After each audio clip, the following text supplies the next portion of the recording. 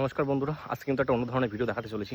বিষয়টা হচ্ছে আমার পাশের বাড়ি বৌদিদের বাড়িতে একটা কেউটু সাপ ঢুকেছে। এবার সেটা কী কেউটা জানি না, আমাকে ফোন করে বললো যে এরকম একটা সাপ ঢুকেছে। তা বললো একটু ফরেস্ট ডিপার্টমেন্টের কাছে ফোন করতে, আমি ফোন করলাম। তা ফরেস্ট ডিপার্টমেন্টের কেউ বাড়িতে নেই এখন। ওরা সবাই এখন কোথাও একটা জনকল্যাণমূলক একটা কোথাও ক্যাম্প বসেছে, সেখানে আছে। সবাই ফোন করেছিলাম, তো তারা কেউ আসতে পারছে না। তো আমি আমাদের এখানে একটা লোকাল একটা দাদা সাপ টাপ ধরে, সে দাদাকে ফোন করলাম, সে দাদা আসতে বললো। দেখি যাই, দেখি কী সাপ, কত বড় সাপ দেখাবো সবটাই। কোথায় সাপ, কোথায় ওই তো ঘরের খানা দেখা যাচ্ছে? হ্যাঁ, আচ্ছা খাটের উপরে ওঠে কোন সাইড সাপ? তারা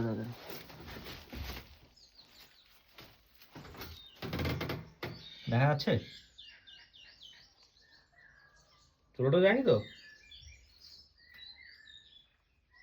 আমি এক্ষুনি এইখানে দেখি। ওই সাপ দেখা যাচ্ছে বন্ধুরা, মাথা ঢুকে নিচ্ছে। সাপ দেখা গেছে, ওই তো সাপ দেখা যাচ্ছে।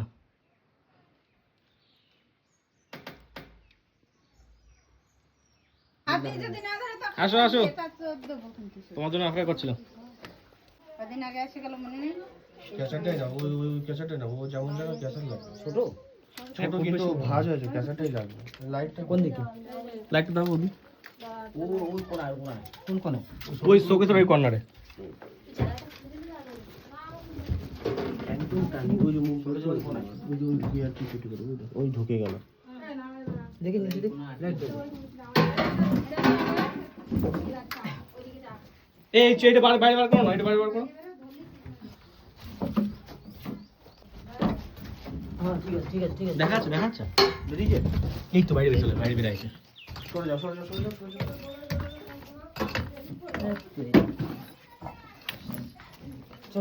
যাও যাও, বেরো না। বাইরে, তোমার বাইরে যাও, বাইরে যাও। হ্যাঁ, ওই কি খেয়েছে, ওই বৌদি বলছিল যে পেট মোটা হয়ে মোটা যাচ্ছে। দিকটা দেখেছিস না? হ্যাঁ হ্যাঁ, বললাম না আমি বাইরে বসে দেখি, যাও আমি উঠে বসো। এটা কি কেউটা এটা? তো যে আমরা যেটা খয়ে কেউটে বলে মনোক্লেট কোবরা, আচ্ছা, মনোক্লেট। হয়ে যাও তো। যে জার আছে একটা ছোট ছোট একটা কৌটো দিতে হবে। চার্জার তো আনিনি, বোতল দেবো? বোতল হবে না, একটা কৌটো লাগবে, কৌটো লাগবে। হ্যাঁ, ওইটা কি করে? চলো বাইরে চলো। পুরো কি খেয়ে মোটা হয়ে আছে পুরো। এ দেখো। হ্যাঁ। সর ওদিকে সর। এই রোহিত। রোহিত। কিন্তু এটা জারের দিলেও বসলে বমি করবে। বমি করে দেবে? পেট লোডিং। বড়টা ওই যাবে না, পরে একটু করে গর্ত আছে না? হ্যাঁ হ্যাঁ, ঘরের ভিতরে। হ্যাঁ ঘরের মধ্যে গর্ত আছে। হ্যাঁ, তুমি এটা জারে ঢুকো, একবার চেক করে নিও। তুমি আসো যখন একবার চেক করে নিও। ওই শোকেসের কর্নারটা একটু চেক করে নিও। ওই ব্যাংক খাই। ফোনা তুলছিল তো, একটু তুলছিল দেখুন। ও এখন পালাতে পারলেও আছে। এই আসছে।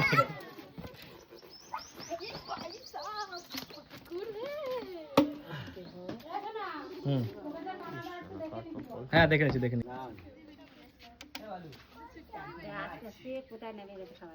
ওই মোটা দিকটা আমরা দেখেছিলাম। দাদা, এনে কিছু একটু সতর্কবার্তা দিয়ে যাও আমাদের। এটাকে সরিয়ে দিয়ে নাকি? সাপ দেখলে প্রথমত কেউ মারবেন না, সবার কাছে অনুরোধ, বিনা পারিশ্রমিকে কাজ করি, কারো কাছ থেকে 1 টাকা নেই না। হ্যাঁ, একটা ছিদ্র করা একটা কিছু দিন। দ্বিতীয়ত, আমরা প্রথমত সাপ মারবো কেন? আজকে যদি সাপ না থাকে, সাপ যদি বিলুপ্তজাত প্রাণীর মধ্যে চলে এসছে, কারণ আমরা ভয়ে সাপগুলো মেরে ফেলি। কিন্তু আমরা প্রতিজ্ঞাবদ্ধ হব, আমরা সাপ মারবো না। কারণ হচ্ছে এর সাপ থেকে দুটো বিষ বের হয়, সেটা একটা হচ্ছে হেমোটক্সিন আর একটা হচ্ছে নিউরোটক্সিন, যেটা আমাদের হার্ট বা নার্ভ এর কাজে লাগে। সেটা অন্য কোনো বিকল্প রাস্তা নেই, সেটা এর বিষ থেকে। আর এর কাজও, এর সাপের বিষের কাজও হার্টকে ব্লক করে দেওয়া, নার্ভকে অকেজো করে দেওয়া। যার জন্য এ যদি মারা যায় আস্তে আস্তে, এ যদি না থাকে, আমাদের যারা হার্টের রুগী আছে বা নার্ভের রুগী আছে, তারা কিন্তু কেউ বাঁচবো না। এটা মাথায় রাখতে হবে। আর এরা কারো ক্ষতি করে না, কখনো এই যে আপনারা যেটা শুনেছেন সাপে তাড়ায়, ভুল কথা, সাপে কোনোদিন তাড়ায় না। প্রথমত এর ঘ্রাণ শক্তি বলে কিছু নেই, এ চোখে দেখতে পায় না। ঠিক আমরা আগেকার দিনে যে ফটো তুলতাম, যে নেগেটিভ ছিল বা ফিল্ম আমরা বলি, সেম এর কন্ডিশন। এ শুধুমাত্র কালোকে ফলো করতে পারে। বমি কর। সাপ শুধু করে এক্ষুনি বার করে দেবে কি খাইছে, পালাবে না তো আবার। দৌড়াতে পারে বাবা, বমি করে দেবে। ব্যাং ব্যাং কোনো ব্যাং কোনো ব্যাং ওর নিজের থেকে বড় ই করে। ওই জন্য আকত ছিল, বললাম না আমি এই কারণে হচ্ছে ওই ঘরে ঢুকেছে।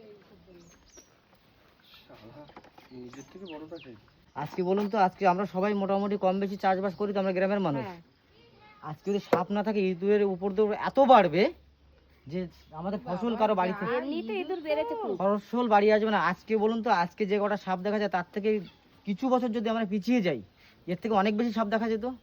ওই জন্য আমরা কেউ সাপ মারবো না। প্রথমত দেখলে যে কোনো, এই যেমন ভাই ফোন করেছে দরকারি প্রচুর লোকের কাছে, এবং আপ টু বাসন্তী, ক্যানিং, গোসবা প্রচুর লোকের কাছে আমার নাম্বার আছে, যেখানে হোক গিয়ে আমি রেস্কিউ করে নিয়ে আসি।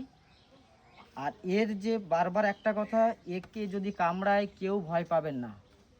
আগের দিনে আমরা যেটা শুনেছি, এখানে বাঁধন, এখানে একটা কথা যে ধরুন এখানে আপনাকে কামড়িয়েছে, আপনি এখানে বাঁধন দিয়েছেন বা এখানে বাঁধন দিয়েছেন, পায়ে কামড়িয়েছে এখানে বাঁধন দিয়েছে, যদি মাথায় কামড়ে কোথায় বাঁধন দেবেন? এখানে?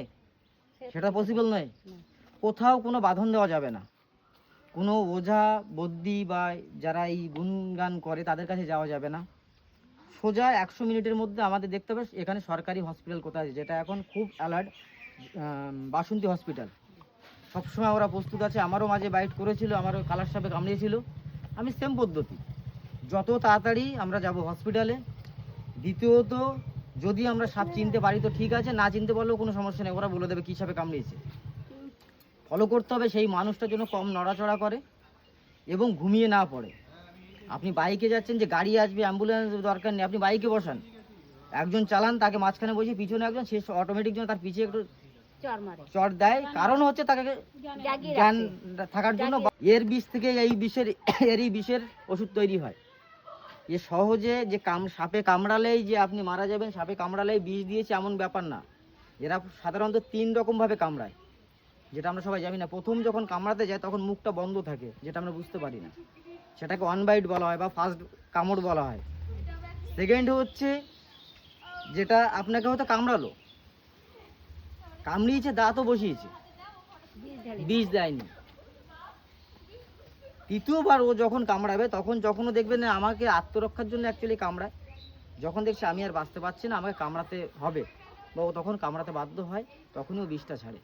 কারণ আমাদের পিত্তথলি থেকে, এই পাকস্থলী থেকে যে পিত্তরসটা বেরোয় আমাদের খাদ্যকে মানে হজম করার কাজ করে, সেম এর বিষটা ওর ওই কাজটাই করে। আর এই যে সাপটা, এ এখন যা আছে একটা মানুষকে মেরে দেওয়ার জন্য যথেষ্ট পরিমাণ বিষ আছে। এর থেকে যদি বড় হয় সেটা হয়তো মোটামুটি আপনি ধরে নিতে পারেন 3 জন মানুষ মরে যাবে সেরকম বিষ, কিন্তু ওরা দেয় না।